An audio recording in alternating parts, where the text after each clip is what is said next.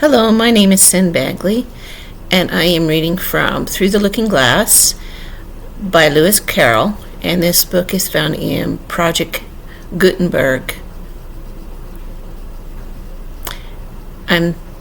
This is Chapter 8. It's my own invention. After a while, the noise seemed to gradually to die away, till all was dead silence, and Alice lifted up her head in some alarm. There was no one to be seen, and her first thought was that she must have been dreaming about the lion and the unicorn and those queer Anglo-Saxon messengers. However, there was a great dish still lying at her feet, on which she had tried to cut the plum cake.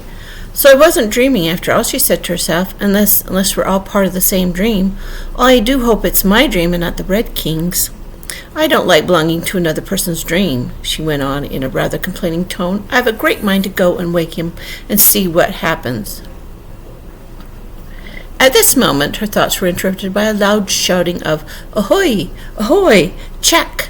And a knight dressed in crimson armor came galloping down upon her, brandishing a great club. Just as he reached her, the horse suddenly stopped. "You're my prisoner," "You're my prisoner," the knight cried as he tumbled off his horse. Startled as she was, Alice was more frightened for him than for herself at the moment, and watched him with some anxiety as he mounted again. As soon as he was comfortably in the saddle, he began once more, But there was another voice broke in, "Ahoy! Ahoy! Check!" And Alice looked around in some surprise for the new enemy. This time it was the White Knight. He drew up at Alice's side and tumbled off his horse, just as the Red Knight had done. Then he got on again, and the two knights sat and looked at each other for some time without speaking. Alice looked from one to another in some bewilderment. "She's my prisoner, you know," the Red Knight said at last. "Yes, but then I came and rescued her," the White Knight replied.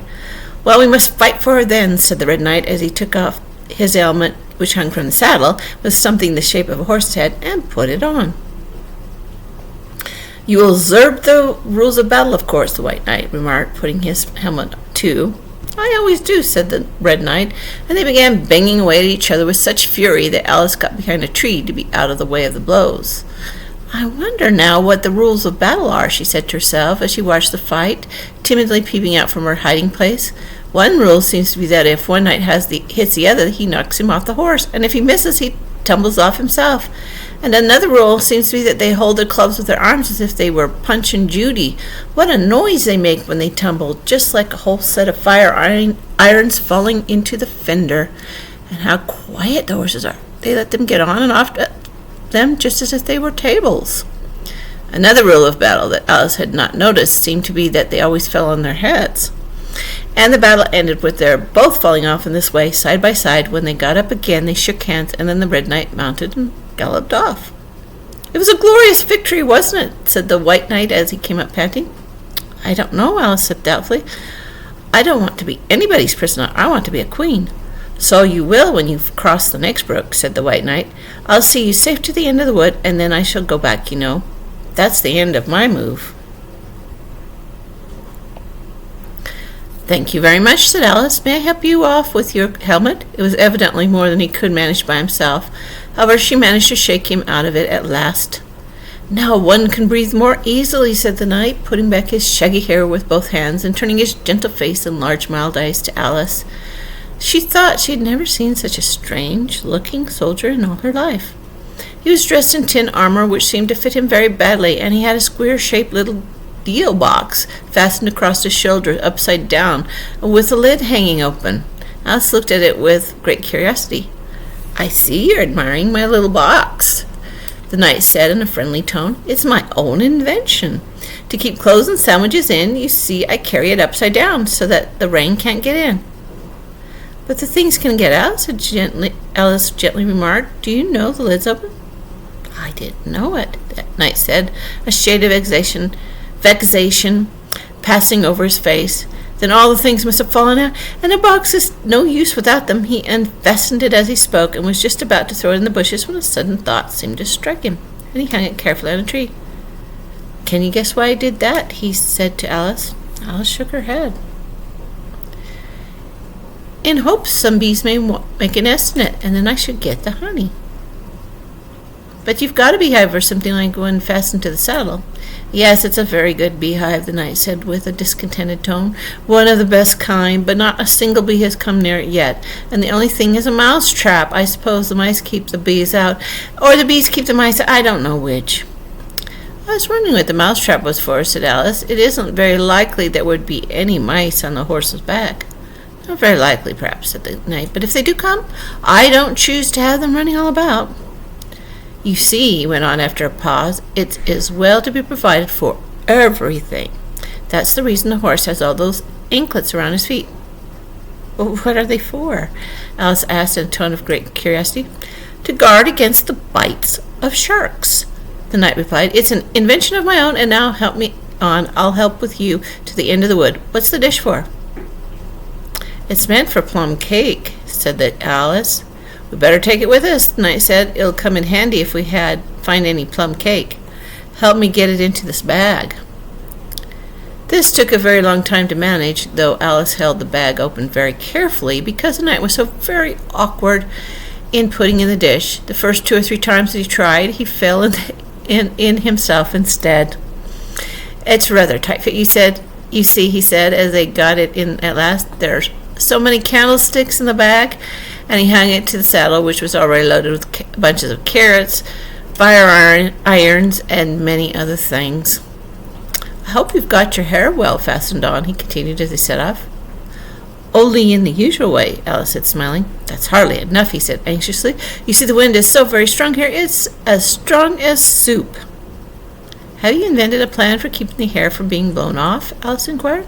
Not yet, said the knight. But I've got a plan for keeping it from falling off. I should like to hear it very much.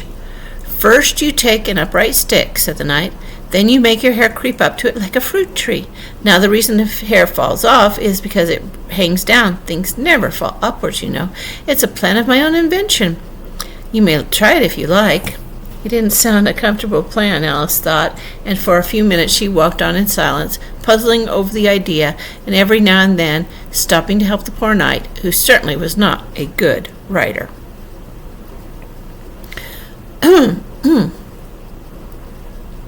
Whenever the horse stopped, which it did very often, he fell off in front, and whenever it went on again, which it generally did rather suddenly, he fell off behind. Otherwise he kept on pretty well, except that he had a habit of now and then falling off sideways. And as he generally did this on the side on which Alice was walking, she soon found that it was the best plan not to walk quite close to the horse. I'm afraid you've not had much practice in riding, she ventured to say as she was helping him up from his 5th tumble.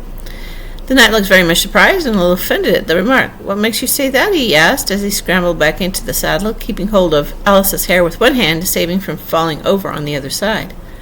But because people don't fall off quite so often when they've had much practice.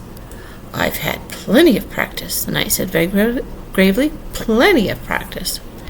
Alice could think nothing better to say than, indeed, but she said it as heartily as she could. They were on a little way in silence after this, the knight with his eyes shut, muttering to himself, and Alice watching anxiously for the next tumble. The great art of riding, the knight suddenly began in a loud voice, waving his right arm as he spoke, is to keep. Here the sentence ended as suddenly as it had begun, as the knight fell heavily on top of his head, exactly in the path where Alice was walking. She was quite frightened this time and said in an anxious tone, as she picked him up, I hope no bones are broken? None to speak of, the knight said, as he didn't mind breaking 2 or 3 of them. The art of great riding, as they sing, is to keep your balance properly like this, you know. He let go of the bridle and stretched out both his arms to show Alice what he meant. This time he fell flat on his back, right under the horse's feet. Plenty of practice, he went on repeating all the time that Alice was getting him to his feet again. Plenty of practice. It's too ridiculous, cried Alice, losing all her patience this time. You might have a wooden horse on wheels, that you ought. Does that kind go smoothly? The knight asked in a tone of great interest, clasping his arms around the horse's neck as he spoke, just in time to save himself from tumbling off again. Much more smoothly than a live horse, Alice said, with a little scream of laughter in spite of all she could do to prevent it. I'll get one, the knight said thoughtfully to himself. 1 or 2, several. There was a short silence after this, and then the knight went on again. I'm a great hand at inventing things. Now, I dare say you noticed that last time you picked me up that I was looking rather thoughtful. You were a little grave, said Alice. Well, just then I was inventing a new way of getting over a gate. Would you like to hear it? Very much indeed, Alice said politely. I'll tell you how I came to think of it, said the knight. You see, I said to myself, the only difficulty is with the feet. The head is high enough already. Now first I put my head on the top of the gate, then I stand on my head. Then the feet are high enough, you see, then I'm over, you see. Yes, I suppose you'd be over when that was done, Alice said thoughtfully. But don't you think it would be rather hard? I haven't tried it yet, the knight said gravely, so I can't tell for certain, but I'm afraid it would be a little hard. He looked so vexed at the idea that Alice changed the subject hastily. What a curious helmet you've got, she said cheerfully. Is that your invention, too? The knight looked down proudly at his helmet, which hung from his saddle. Yes, he said, but I've invented a better one than that, like a sugar loaf. When I used to wear it, if I fell off the horse, it usually touched the ground directly, so I had a very little way to fall, you see. But there was a danger of falling into it, to be sure. That happened to me once, and the worst of it was, before I could get out again, the other white knight came and put it on. He thought it was his own helmet. The knight looked so solemn about it that Alice did not dare to laugh. I'm afraid you must have heard him, she said in a trembling voice, being on top of his head. I had to kick him, of course, the knight said very seriously, and then he took the helmet off again, but it took hours and hours to get me out. I was as fast as lightning, you know. That's a different kind of fastness, Alice objected. The knight shook his head. It's all kinds of fastness with me, I can assure you, he said. He raised his hands in some excitement as he said this, and instantly rolled out of the saddle and fell headlong into the deep ditch. Alice ran to the side of the ditch to look at him. He was rather startled by the fall, as for some time he had kept on very well, and she was afraid that he really was hurt this time. However, though she could see nothing but the soles of his feet, she was much relieved to hear that he was talking on in his usual tone. All kinds of fastness, he repeated, but it was careless of him to put another man's helmet on, with a man in it too. How can you go on talking so quietly, head downwards? Alice asked as she dragged him out by the feet and laid him in a heap in the bank. The knight looked surprised at the question. What does it matter where my body happens to be? He said. My mind goes on working all the same. In fact, the more head downwards I am, the more I keep inventing new things. Now, the cleverest thing of the sort that I ever did, he went on, after a pause, was inventing a new pudding during the meat course. In time to have it cooked for the next course, said Alice. Well, not the next course, the knight said in a thoughtful tone. No, certainly not the next course. It would have to be the next day, I suppose. You couldn't have 2 pudding courses in one dinner. Well, not the next day, the knight repeated as before. Not the next day. In fact, he went on, holding his head down and his voice getting lower and lower, I can't believe that pudding ever was cooked. In fact, I don't believe that pudding ever will be cooked, and yet it was a very clever pudding to invent. What did you mean it to be made of? Alice asked, hoping to cheer him up, for the poor knight seemed quite low-spirited about it. It began with blotting paper, the knight answered with a groan. That wouldn't be very nice, I'm afraid. Not very nice alone, he interrupted quite eagerly, but you've no idea what a difference it makes mixing it with other things such as gunpowder and sealing wax. And here I must leave you. They had just come to the end of the wood. Alice could only look puzzled as she was thinking of the pudding. You are sad, the knight said in an anxious tone. Let me sing you a song to comfort you. Is it very long? Alice asked, for she had heard a good deal of poetry that day. It's long, said the knight, but very, very beautiful. Everybody that hears me sing it, either it brings the tears into the eyes, or else what? Said Alice, for the knight had made a sudden pause. Or else it doesn't, you know. The name of the song is called Haydock's Eyes. Oh, that's the name of the song, is it? Alice said, trying to feel interested. No, you don't understand, the knight said, looking a little vexed. But that's what the name is called. The name really is The Aged Man. Then I ought to have said, that's what the song is called? Alice corrected herself. No, you oughtn't. That's quite another thing. The song is called Ways and Means, but that's only what it is called, you know. Well, what is the song then? Said Alice, who was by this time completely bewildered. I was coming to that, the knight said. The song really is A Sitting on a Gate, and the tune's my own invention. So saying, he stopped his horse and let the reins fall on his neck, and then slowly beating time with one hand and with a faint smile lighting on his gentle, foolish face as he enjoyed the music of his song, he began. Of all the strange things that Alice saw on her journey through the looking-glass, this is the one she always remembered most clearly. Years afterward, she would bring the whole scene back again, as if it had been only yesterday. The mild blue eyes and the kindly smile of the night, the setting sun gleaming through his hair and shining on his armor in a blaze of light that quite dazzled her. The horse quietly moving about, with reins hanging loose on his neck, cropping the grass at his feet, and the black shadows of the forest behind. All this she took in like a picture, as with one hand shading her eyes, she leaned against a tree, watching the strange pair and listening in a half-dream to the melancholy music of the song. But the tune isn't his own invention, she said to herself. It's I give thee all, I can no more. She stood and listened very intently, but no tears came into her eyes. I'll tell thee everything I can, there's little to relate. I saw an aged man a-sitting on a gate. Who are you, aged man, I said, and how is it you live? And his answer trickled through my head like water through a sieve. He said, I look for butterflies that sleep among the wheat. I make them into mutton pies and sell them in the street. I sell them unto men, he said, who sail on stormy seas, and that's the way I get my bread, a trifle, if you please. But I was thinking of a plan to dye one's whiskers green and always use so large a fan that they could not be seen. So having no reply to give to what the old man said, I cried, Come and tell me how you live, and thumped him on the head. His accent smiled, took up the tale. He said, I go my ways, and when I find a mountain rill, I see it in a blaze. And thence they make a stuff they call Rowland's Masker Oil, yet 2 half a penny is all they give me for my toil. But I was thinking of a way to feed oneself on batter, and so go on from day to day, getting a little fatter. I shook him well from side to side until his face was blue. Come, tell me how you live, I cried, and what it is you do. He said, I hunt for haddocks' eyes among the heather bright, and work them into waistcoat buttons in the silent night, and these I do not sell for gold or coin of silvery shine, but for a copper halfpenny, and that will purchase 9. I sometimes dig for buttered rolls or set limed twigs for crabs. I sometimes search the grassy knolls for wheels of handsome cabs.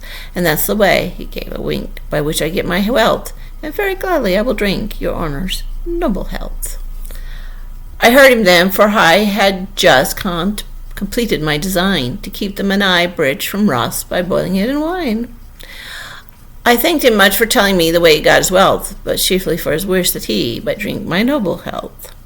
And now if e'er by chance I put my fingers into glue, or madly squeeze a right-hand foot into a left-hand shoe, or if I drop upon my toe a very heavy weight, I weep, for it reminds me so of that old man I used to know, whose look was mild, whose speech was slow, whose hair was whiter than the snow, whose face was very like a crow, with eyes like cinders all aglow, who seemed distracted with his woe, who rocked his body to and fro, muttered, mumbling and low, as if his mouth was full of dough, who snorted like a buffalo, the summer evening long ago, a-sitting on a gate. As the knight sang the last words of the ballad, he gathered up the reins and turned his horse's head along the road by which they had come. You've only a few yards to go, he said, down the hill and over the little brook, and then you'll be a queen. But you'll stay and see me off first, he added, as Alice turned with an eager look in the direction at which he pointed. I shan't be long. You'll wait and wave your handkerchief when I get to the turn in the road. I think it'll encourage me, you see. Of course I'll wait, said Alice, and thank you very much for coming so far, and for the song. I liked it very much. I hope so, the knight said doubtfully, but you didn't cry so much as I thought you would. So they shook hands, and then the knight rode slowly away into the forest. It won't take long to see him off, I expect, Alice said to herself as she stood watching him. There he goes, right on his head, as usual. However, he gets hung again pretty easily. That comes of having so many things hung around the horse. So she went on talking to herself as she watched the horse walk leisurely along the road, and the knight tumbling off first on one side, then on the other. After the 4th or 5th tumble, he reached the turn, and then she waved her handkerchief to him and waited till he was out of sight. I hope it encouraged him, she said, as she turned to run down the hill. And now for the last brook, and to be a queen. How grand it sounds! A very few steps brought her to the edge of the brook. The 8th square at last, she cried as she bounded across.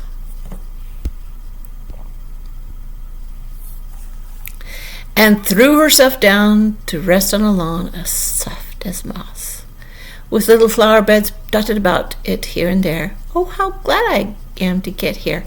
And what is this on my head? She exclaimed in a tone of dismay, as she put her hands up to something very heavy and fitted tight all around her head.